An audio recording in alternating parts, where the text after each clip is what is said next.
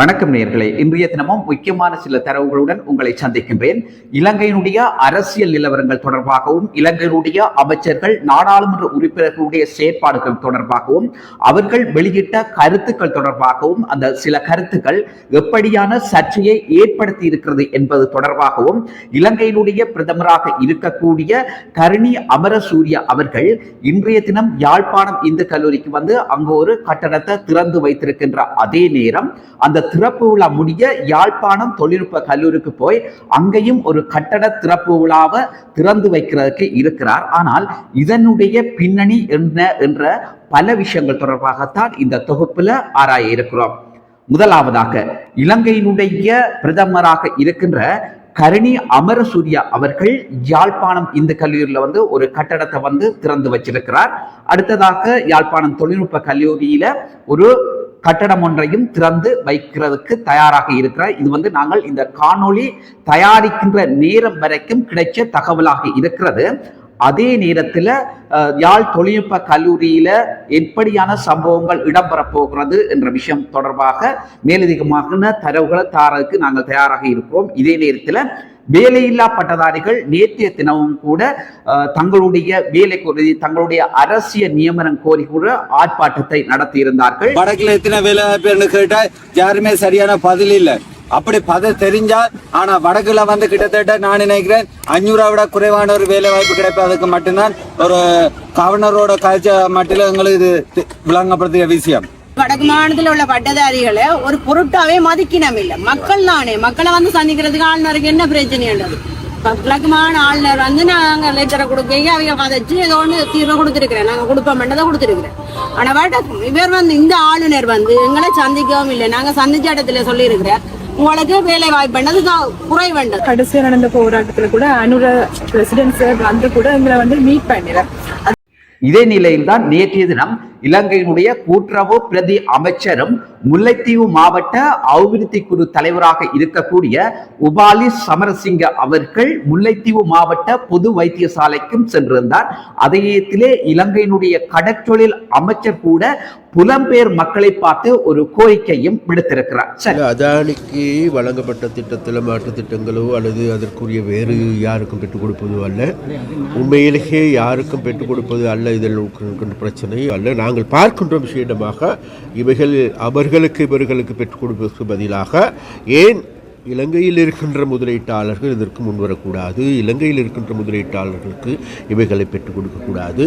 அதே போன்று இன்னும் ஒரு விடயத்தை இவ்வாறான விடயங்கள் விஷயமாக நாங்கள் இப்போதும் கூட நாங்கள் அழைப்பு விடுக்கின்றோம். வடக்கு விசேஷமாக வடகிழக்கில் இருக்கின்ற இன்றைக்கு புலம்பெயர்ந்து இருக்கின்ற தமிழர்கள் இதிலும் கூட பாரிய முதலீடுகளை செய்யலாம், பாரிய நன்மைகளை பெறலாம். அதே போன்று எங்களுடைய பிரதேசத்திற்கு நன்மையாக இருக்கும், நாட்டுக்கும் நன்மையாக இருக்கும். அந்த வகையில் தான் இந்த மாற்றங்கள் நிகழ்கின்றதை தவிர வேறு விதமான சதிகளோ சூழ்ச்சிகளோ விளையாட்டுகளோ கிடையாது. என்பிபி கட்சியைச் சேர்ந்த நாடாளுமன்ற உறுப்பினர்களிடம் அவர்கள் பல கேள்வியை கேட்டிருந்தார்கள்.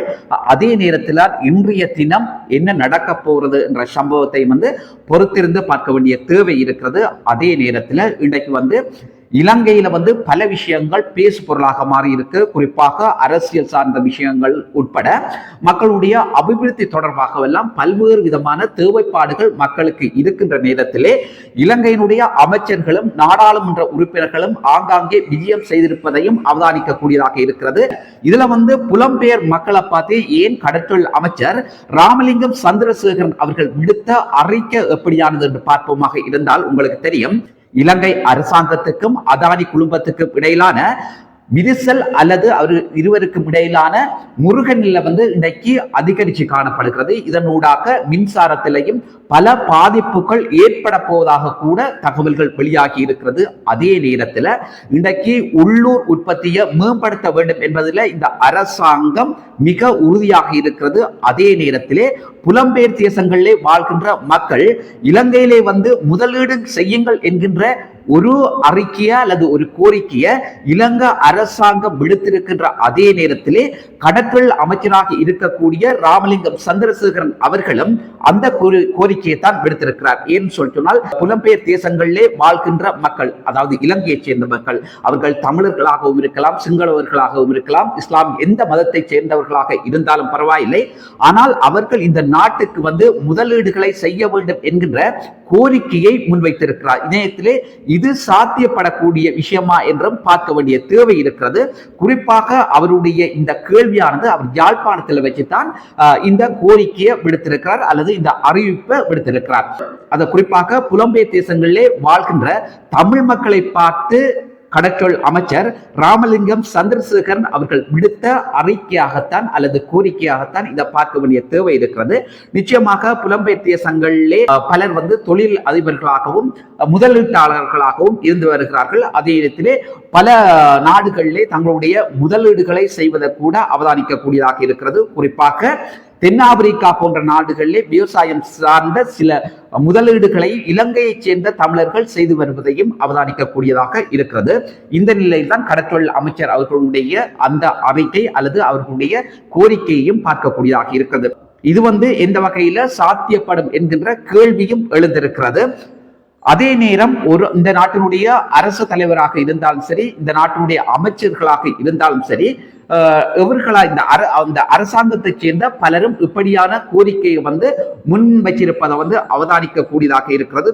அந்த வகையில் தான் கடற்றொழில் அமைச்சர் ராமலிங்கம் சந்திரசேகரன் அவர்களிடம் நாடாளுமன்ற உறுப்பினர் அர்ச்சுனா அவர்கள் தொடர்பாக எழுப்பப்பட்ட ஒரு கேள்விக்கு அவர் சொல்லி இருக்கிறார். என்னன்னு சொல்லி சொன்னால், அதாவது அண்மையிலே நாடாளுமன்ற உறுப்பினர் அர்ச்சுனா அவர்கள் கைது செய்யப்படுவாரா இல்லையா, அல்லது இது தொடர்பாக உங்களுடைய கருத்து என்னன்னு சொல்லி ஊடகவியலாளர் ஒருத்தர் எழுப்பிய கேள்விக்கு பதிலளித்த ராமலிங்கம் சந்திரசேகரன் கடற்றொழில் அமைச்சர் அவர்கள் சொல்றாருன்னு சொன்னா, பாவம் அவர் கைது செய்யக்கூடாது என்கிட்ட, அவர் நல்ல கராட்டியெல்லாம் பழகிருக்கார், அவர் கைது செய்து அவர் மேலும் மேலும் சிக்கலுக்குள்ளாய்க்கால் வாங்கி நீங்கள் ஊடகவியலாளர்களும் அதிகமாக பேசி வேறு எதுவும் அவருடைய ப்ரவுன் பேட்டில் எதுவும் பிரச்சனையை சந்திக்காதீங்க.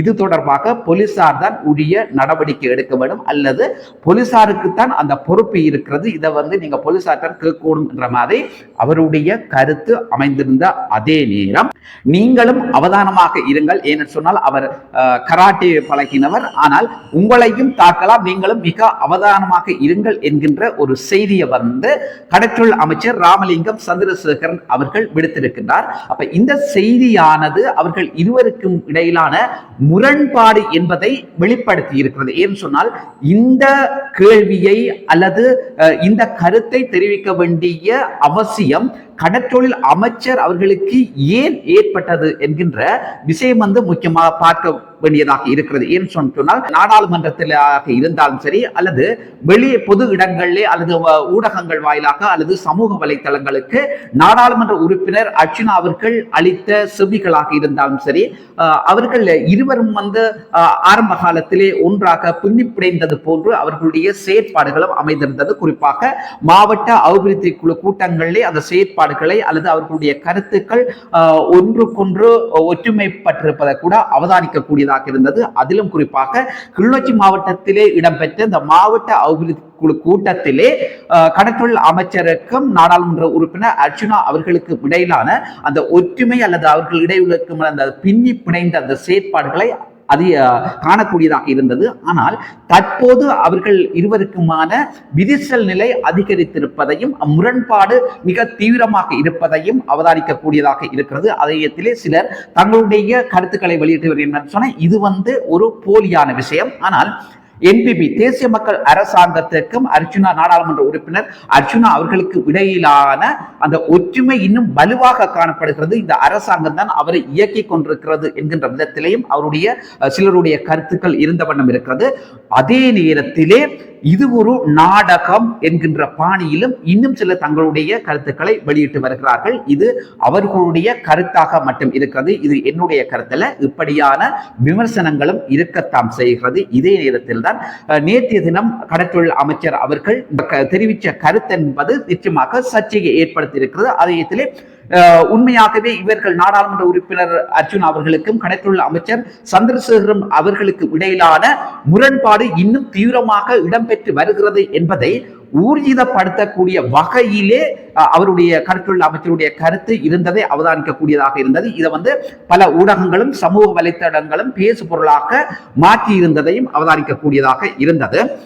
இதுல எழுகின்ற அடுத்த விஷயம் என்னென்று சொல்லி சொன்னால், இன்னைக்கு வேலையில்லா பட்டதாரிகள் தங்களுடைய நியமனம் கோரி ஆர்ப்பாட்டங்களை மேற்கொண்டு வருகிறார்கள். நேற்றைய தினம் கூட அதாவது வேலையில்லா பட்டதாரிகள் யாழ் மாவட்டத்திலே ஆர்ப்பாட்டம் ஒன்றை மேற்கொண்டிருந்தார்கள். என்பினுடைய யாழ் மாவட்ட நாடாளுமன்ற உறுப்பினர்கள் அதே நேரம் கடற்றுள்ள அமைச்சர் கூட அவர்களை சந்தித்து கலந்துரையாடியதையும் நாங்கள் அவதானிக்கக்கூடியதாக இருந்தது. இதே நேரத்தில் நேற்றைய தினம் முல்லைத்தீவு மாவட்ட பொது வைத்தியசாலைக்கு விஜயத்தை மேற்கொண்ட இலங்கையினுடைய கூட்டுறவு பிரதி அமைச்சரும் முல்லைத்தீவு மாவட்ட அபிவிருத்தி ஒருங்கிணைப்பு குழு தலைவராக இருக்கின்ற உபாலி சமரசிங்க அவர்கள் சென்றிருந்தார். அவரை வைத்தியசாலை நிர்வாகம் சந்திச்சிருந்தது. அதுல முல்லைத்தீவு மாவட்டத்தினுடைய சுகாதார சேவைகள் பணிப்பாளராக இருக்கின்ற வைத்திய கலாநிதி உமாசங்கர் அவர்கள் கூட சந்தித்து முல்லைத்தீவு மாவட்டத்தினுடைய அல்லது வைத்தியசாலையினுடைய குறைபாடுகள் தொடர்பாகவெல்லாம் தெரிவிச்சிருந்தார்.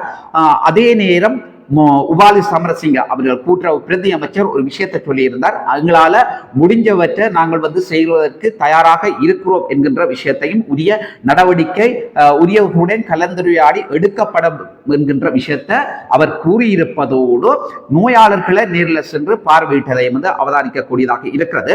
முல்லைத்தீவு மாவட்டத்துடைய அந்த பொது வைத்தியசாலையை பொறுத்தவரையில அதாவது கொக்குளாய் தொடக்கம் விசுவமடை வரையிலான பிரதேசங்களுக்கு அல்லது அந்த கிராமங்களுக்கு அல்லது அந்த இடங்களுடைய மக்கள் பயன்பெறக்கூடிய முல்லைத்தீவு மாவட்டத்தினுடைய பெரிய ஒரு வைத்தியசாலை என்று சொல்லி சொன்னால் அது மாஞ்சோலையில இருக்கக்கூடிய பொது வைத்தியசாலையாகத்தான் இருக்கிறது. ஆனால் அந்த வைத்தியசாலையிலே சுகாதார ஊழியர்களுடைய பற்றாக்குறை காணப்படுகிறது. அதிலும் குறிப்பாக ஆண் ஊழியர்களுடைய பற்றாக்குறை அதிகமாக காணப்படுவது எவராலும் மறக்க முடியாது. இதுல ஒரு அதாவது வைத்தியசாலைகளுடைய பொருட்கள் அல்லது ஏதாவது வருமாக இருந்தால் அதை ஏற்றி இறக்குகிறவர்களாக அந்த மாவட்டத்தில் பணியாற்றுகிற சுகாதார பெண் ஊழியர்களாகத்தான் இருக்கிறார்கள். இதுலதான் இன்னும் ஒரு பெரிய இன்னும் சிக்கல் ஏற்படுது என்னன்னு சொல்லி சொன்னால், கண் நோயாளர்கள் அதாவது கண் நோயாளர்களுக்கான வைத்திய பற்றாக்குறை இருக்கிறது. ஆனால் அங்கு ஒரு வைத்தியர் தான் அந்த கண் நோயாளர்களை பார்வையிடுகின்ற சந்தர்ப்பத்தை அவதானிக்கக்கூடியதாக இருக்கிறது. இது தொடர்பாக பலவிதமான கருத்துக்கள் எங்களுக்கு வந்திருந்தது. ஆனா அந்த கண் வைத்தியர் சரியான முறையிலே சரியான நேரத்திலே அல்லது குறித்த தினங்கள் மட்டும்தான் அவர் வருவார். ஏனைய நாட்களிலே அந்த மக்கள் ஏமாற்றுகின்ற சம்பவங்களும் நிச்சயமாக இடம்பெற்றிருக்கிறது.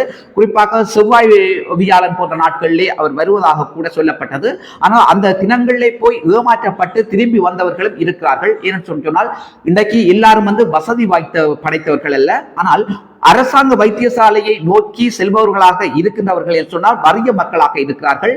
வசதி வாய்ப்பு படைத்தவர்கள் குறிப்பாக அவர்கள் தனியார் வைத்தியசாலைகளை நோக்கி போய் சிகிச்சை பெறுவதையும் அவதானிக்கக்கூடியதாக இருக்கிறது. இந்த நிலையில்தான் உண்மையிலே இந்த பாதிக்கப்பட்ட மக்கள் அல்லது வறுமை கோட்டின் கீழ் வாழ்கின்ற மக்கள் இன்னும் அவலங்களை சந்தித்து வருகிறார்கள். ஆனால் இதற்கு வைத்தியசாலை நிர்வாகம் உரிய நடவடிக்கை எடுக்க வேண்டும் என்பதோடு முல்லைத்தீவு மாவட்டத்தினுடைய அபிவிருத்தி குழு தலைவராகவும் பிரதி அமைச்சராகவும் இருக்கக்கூடிய உபாலி சமரசிங்க அவர்களுக்கும் இந்த பொறுப்பு இருக்கின்ற அதே நேரத்திலே இன்றைக்கு வன்னி மாவட்டத்திலே 2 தமிழ் நாடாளுமன்ற உறுப்பினர்கள் தெரிவு செய்யப்பட்டிருக்கிறார்கள்.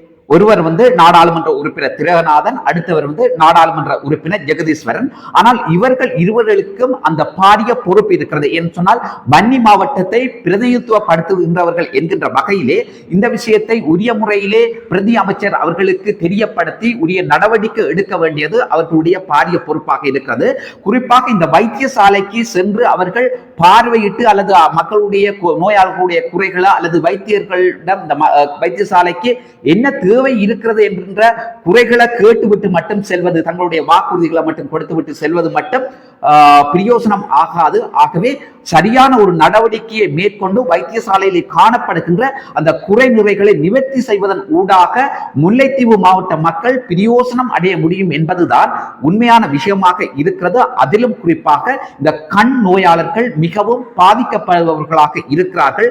அதற்கான நடவடிக்கையை வன்னி மாவட்ட நாடாளுமன்ற உறுப்பினர்களான திலகநாதன் அவர்களும் ஜெகதீஸ்வரன் அவர்களும் உரிய அமைச்சுக்கு அல்லது அரசாங்கத்துக்கு இந்த விஷயங்களை தெரியப்படுத்தி அந்த குறை நிறைகளை தெரியப்படுத்தி உரிய நடவடிக்கை எடுக்க வேண்டியது அவர்களுடைய பாரிய பொறுப்பு என்றதுல சந்தேகம் இல்லை. நிச்சயமாக இதெல்லாம் இன்னொரு கேள்வி எழுந்திருக்கிறது. பொதுவாக உள்ளூராட்சி மன்ற தேர்தல்களை முன்னிட்டு இவர்களுடைய அதாவது குறிப்பாக தேசிய மக்கள் சக்தி அரசாங்கத்தினுடைய செயற்பாடுகள் இருக்கின்றனவா என்கின்ற சந்தேகத்தையும் எழுப்பியிருக்கிறது. இதயத்திலே முல்லைத்தீவு மாவட்டத்தை அல்லது வன்னி மாவட்டத்தை பிரதிநிதித்துவப்படுத்துகின்ற இலங்கை தமிழரசு கட்சியினுடைய நாடாளுமன்ற உறுப்பினராக இருக்கக்கூடிய ரவிகரன் அவர்களும் ஆங்காங்கே பல இடங்களுக்கு சென்று மக்கள் சந்திப்புகளை மேற்கொண்டு மக்களுடைய குறை நிறைகளை கேட்டு அறிகின்ற சம்பவத்தை கூட நாங்கள் அறியக்கூடியதாக இருக்கிறது.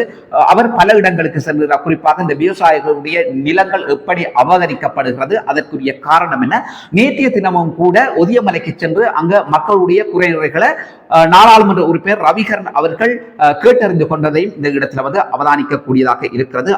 அதே நேரத்தில் தான் இன்றைக்கு யாழ் மாவட்டத்துக்கு இலங்கையினுடைய பிரதமர் கரணி அமரசூரிய அவர்கள் வருகை தந்திருக்கின்றார். நாளைய தினம் அவர் முல்லைத்தீவு மாவட்டத்துக்கு செல்ல இருப்பதாக தகவல்கள் வெளியாகி இருக்கிறது.